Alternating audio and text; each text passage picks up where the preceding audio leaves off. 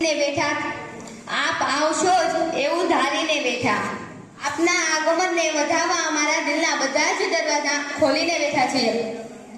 કોઈના કહેવાથી દિવસમાં રાત નથી હોતી, કોઈના કહેવાથી દિવસમાં રાત નથી હોતી, અને તમારી તાળીઓ વગર અમારી શરૂઆત નથી થતી.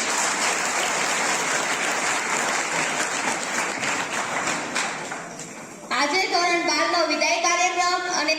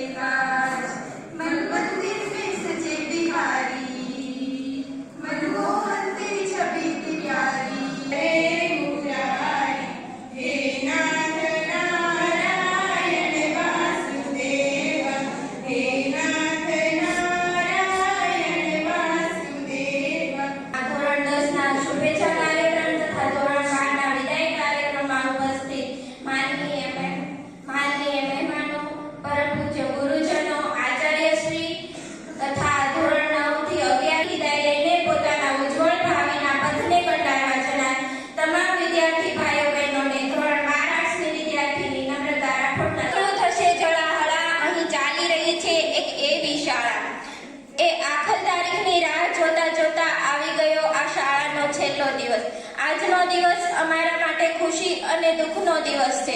ખુશી એ વાતની છે કે અમે અમારા ઉજ્જવળ ભવિષ્ય તરફ આગળ વધી રહ્યા છીએ, અને દુઃખ એ વાતનું છે કે જે શાળામાંથી અમે ભણ્યા એ શાળામાંથી વિદાય લેવાનો સમય આવી ગયો છે. આજે હું ગર્વ કેવું હશે, શાળા કેવી છે, શિક્ષકો કેવા છે અને સહપાઠીઓ કેવા છે, અને ત્યારે બસ એક જ પ્રકાશિત માર્ગ દેખાયો, અને એ હતો આ શાળા પરિવાર સાથે જોડાવાનો. અને હસતા હસતા શીખવનાર અર્જુન સરનો હું આભાર માનું છું. ઇંગ્લિશ શીખવનાર વેદાંત સરનો આભાર માનું છું. કિરણબેનનો આભાર માનું છું કે જેમણે અમારા પ્રશ્નો પૂછીને અમારા જ્ઞાનમાં ફ્રી ક્લાસ मिले तो अगले दिन का होमवर्क क्लास के बाहर ही किया करते थे. कभी सुनाते थे कहानियां डरावनी सी जो होती थी, और कभी कभी बातें टीवी सीरियल की भी होती थी. कभी कभी शोर इतना हो जाता था कोई टीचर क्लास में आ जाते थे और पूरे क्लास को चुप करवाने के लिए मॉनिटर को आगे किया जाता था. ये सबसे बुरा लगता था. मुंह पर हल्की मुस्कान सी थी. मुझे बहुत याद आएगी. Thank you school for giving me a wonderful memories of my life.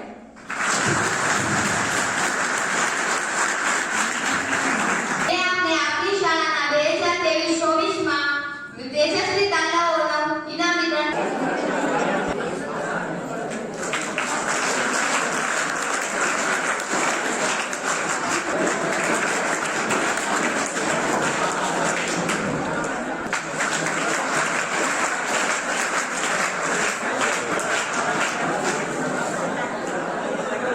વિનંતી કરું છું કે 1 થી 3 નંબરને ઇનામ વિતરણ કરશે, જેમાં ત્રીજા નંબર ઉપર આવે છે કૃષ્ણાબેન અર્જનભાઈ ટાટા.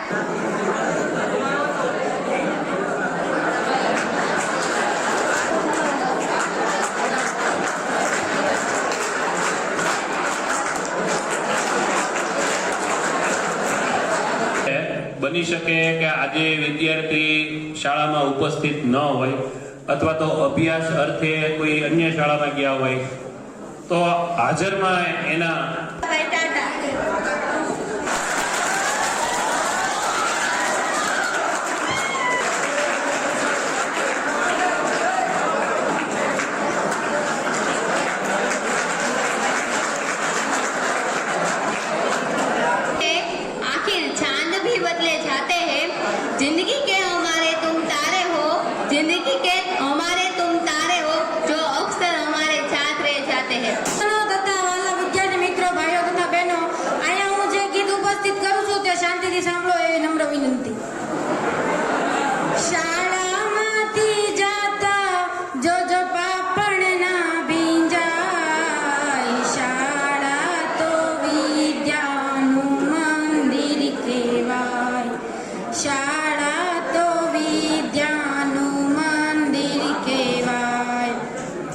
વિદ્યાર્થીના ઉજ્જવળ ભવિષ્ય અંતે શાળા છોડવી પડશે, વિદાય લેવી વિદ્યાનું મંદિર.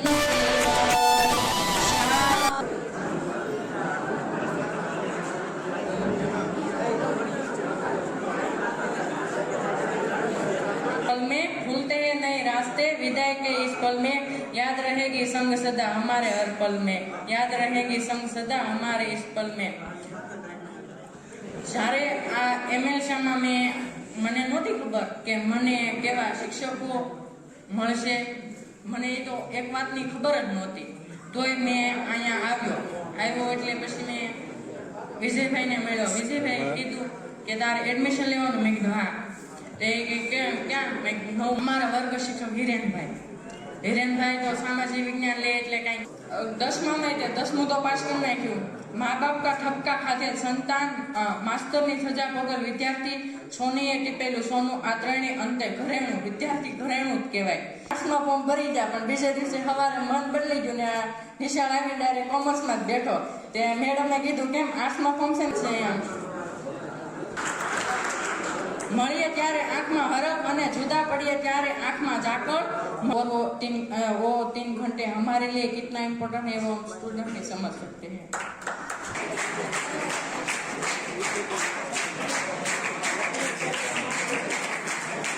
દિનેશભાઈ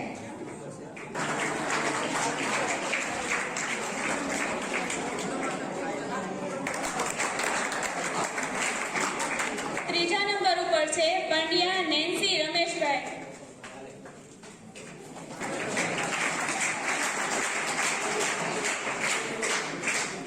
બીજા નંબર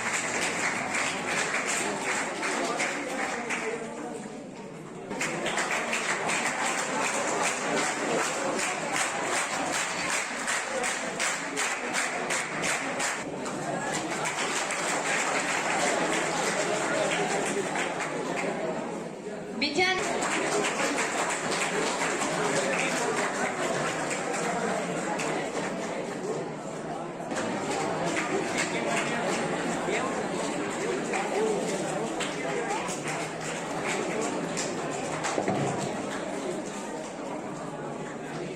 જુદા થવું એ તો કિસ્મતની વાત છે, સમયને બાંધવું કોના હાથમાં છે, તકદીર રહેશે તો ફરી. રસ્તામાં આવતી શાળા પૂછે છે કે હું યાદ નથી આવતી તને.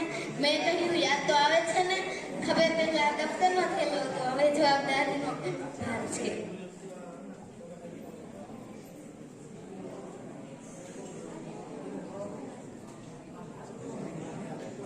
મિત્રો સૌને મારા નમસ્કાર.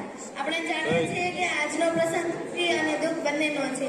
ખુશીનો એટલા માટે કે આપણે આપણા ઉજ્જવળ ભવિષ્ય તરફ આગળ વધી રહ્યા છીએ. સૌ આપણે વળિયાભાઈ કહીએ છીએ.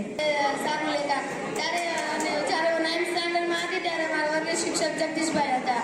10મું કેમ પૂરું થઈ ગયું કે ખબર જ ન પડી. અને સામાજિક વિજ્ઞાનનો એટલે એવું નથી કે વિજ્ઞાન સારું નથી, સારું જ લે છે, પણ વિજ્ઞાનના તાસમાં ખૂબ જ અતિશય કંટાળો આવતો, કારણ કે બોરિંગ થઈ જતા. વિજ્ઞાનના પ્રશ્નો પાકા કરવાના હોય એટલે જે વિદ્યાર્થી પ્રશ્નો પાકા કરવાના હોય સર તે બોર્ડમાં રાઇટિંગ લખતા પણ કંઈ સમજાતું નહીં. બસ અક્ષર પહેલી લીટી કે છેલ્લી લીટી બસ સમજાય. એ કે આમ તો આમ ને આમ નહીં તો આમ એમ ખૂબ જ હસાવે એમ. અને ત્યારબાદ 9મું 10મું કેમ પૂરું થઈ ગયું એ ખબર જ ન પડે ને, તે તમને ખબર હોય, કારણ કે તે વિદ્યાર્થીને સમજે છે અને એનું કામ પણ સમયસર થવું જોઈએ. નકર પછી ન થાય તો પછી કોમર્સવાળા 11 માળા ખબર હશે.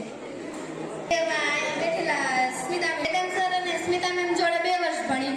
શિક્ષકોનો ડર આજે પણ ખતમ થઈ ગયો, પણ આ 2 શિક્ષક ક્લાસમાં જ્યારે એન્ટર થાય ત્યારે મારું મશીન ઉપડી જાય. સર ખૂબ ગોળા 2 લીટી બોલીને મારું વક્તવ્ય પૂર્ણ કરીશ. જીવન કેવી રીતે જીવવું, કેવી રીતે આગળ વધવું, કેવી રીતે આગળ વધાય તે બધા શિક્ષક તો શીખે છે, પણ ખાસ કહેવાય ને તેમાં જે સ્પેશિયલ વન્સ હોય તો એ સ્મિતા મેમ છે. ફરી વાર જો કે સોરી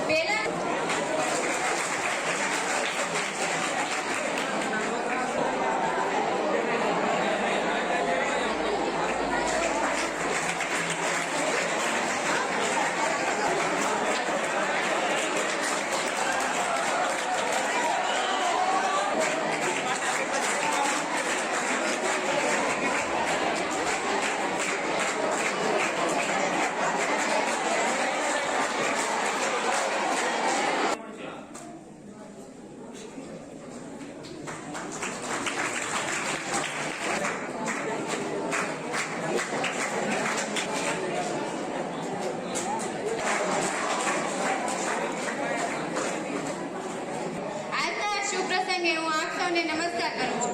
અહીં ઉપસ્થિત આપ સૌનું હું સ્વાગત કરું છું. આપણે સૌ જાણીએ છીએ કે આજનો શાળાનો છેલ્લો દિવસ છે. આજનો દિવસ ખુશીનો અને દુઃખીનો બંનેનો છે. ખુશીનો એટલા માટે સફર એટલે સ્કૂલ લાઈફ. શાળામાં આપણે ચાલુ ક્લાસે નાસ્તા બોક્સનું ખોળ જીવનમાં એક મહત્વપૂર્ણ ભૂમિકા ભજવી છે. મારું ઘડતર તો મારા માતા પિતાએ કર્યું, પણ તે માતા પિતા સાથે કેવો વ્યવહાર કરવો તે શીખવ્યું મને શિક્ષકોએ. ઉમ્મીદ આવ્યા વગર રહી જ ન શકે. અંતે હું એક પંક્તિ કહીને મારી સ્પીચને વિરામ આપીશ. નગર જોવા મળે કે ના મળે, નદીની રેતીમાં રમતું નગર જોવા મળે કે ના મળે, ફરી આ દ્રશ્ય સ્મૃતિ પટ પર જોવા મળે ના મળે. આ પરિસ્થિતિઓને ધરાઈને જોઈ લેવા જો. આ પરિસ્થિતિ સુંદર ચહેરા અને મીઠી નજર જોવા મળે કે ના મળે. જગદીશભાઈને વિનંતી કરું કે 7 થી 10 નંબરને ઇનામ આપશે.